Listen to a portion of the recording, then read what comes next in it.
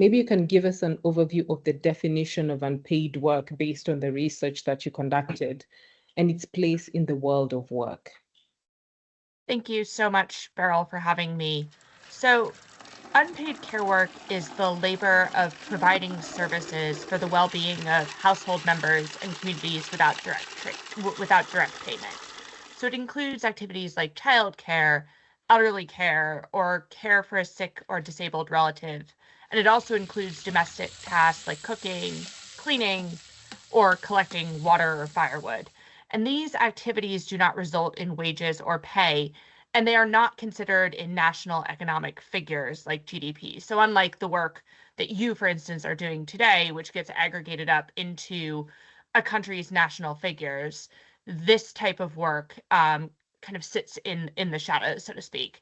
And all of these activities disproportionately fall to women to undertake.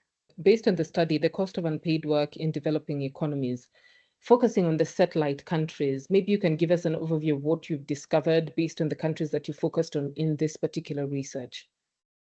Absolutely. So the work that we've done estimates that in 2022, South Africa, Kenya, and Nigeria alone lost $5.1 billion in employment income due to employable mothers being unable to participate in the workforce.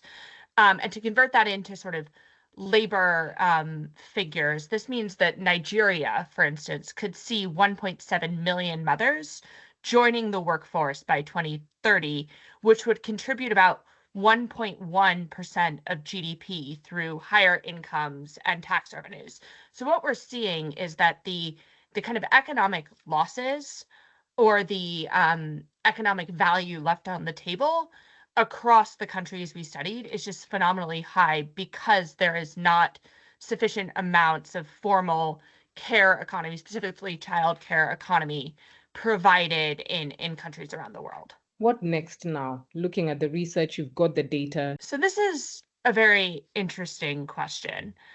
There's definitely some focus across countries on gender equality. So that is a huge underpinning of the G20. And there have been some real patches of progress. So for instance, if you're looking at Kenya that has been working to establish a national care policy, the conversations happening at the G20 are going to be a facilitation of progress on that policy. But I think what's really important and what we are pushing for is the need for cross-government departmental solutions. So realistically, most government officials are still men. And until men recognize the time, effort, and constraints of women's unpaid care responsibilities, it's going to be quite hard to drive change at scale. However, if you can bring specifically ministries of finance, the budget holders in the government together with ministries of gender or ministries of social care responsibility, then that will provide the foundation to start advancing this issue, to think about what might the long-term benefits be to economies of short-term investments in the care economy. And we've seen a couple of really interesting examples where this has worked, particularly in South Africa. The Ilifa Latbanwana program provides formal childcare through government-funded programs. And that is a kind of poster child for the potential possibilities of really getting a all of government approach to the table. As you look at global economies that are seeking ways to drive growth, if you're looking at a refocus on gender norms and gender equality, you cannot ultimately provide the same economic opportunities to women unless you conquer this challenge of the care economy, because they are going to be stuck bearing these responsibilities.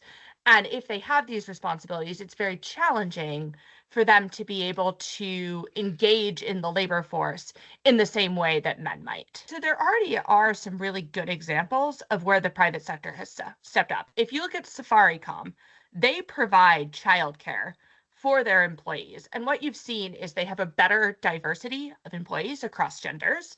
They have better retention rates because their employees have the ability to bring their children to a safe, quality place where they get, they get fed, they get some enrichment, they know they're safe.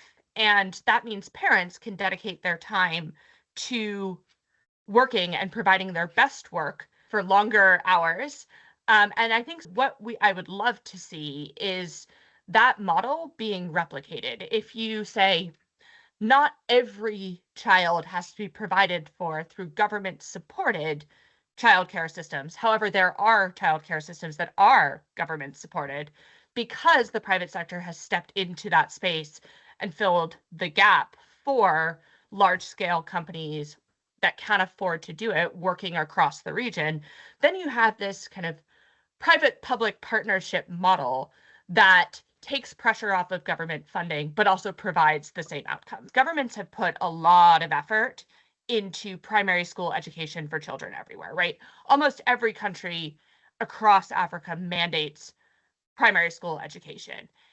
If you can apply that same logic to childcare, that is just primary education at a much younger level. So we've already put in place the building blocks that could start to facilitate that shift if we get people to shift the mentality away from, oh, this is another social care program, to this is a education necessity for our children that also facilitates our women to enter the labor force. It creates jobs and it pushes economic growth. And no government official is going to say no to economic growth. The final question, maybe controversial. Men as partners in the push to have unpaid work recognized. You mentioned a bit about it earlier. What campaign can be put forward in various countries? And I know this is cutting across various cultural issues, but what standard approach can be taken? Because it can't be a woman's burden, a government's burden in general. Yeah. I mean, I would love to see campaigns that show men sharing the burden of care responsibilities. Care responsibilities are not going to go away, right? Unpaid care is a normal part of life, but if we can start to shift gender norms to encourage men to participate. So, could they rearrange their work schedules to drop their children off at school or pick them up? Or could they grocery shop on their way home from their places of work? They're small steps, but the more that men are encouraged to take those steps, first of all, they appreciate the value of care. But secondly, they start to advocate more for the support systems that are needed right now for women, to kind of remove the burdens of care. So I think that's a starting point.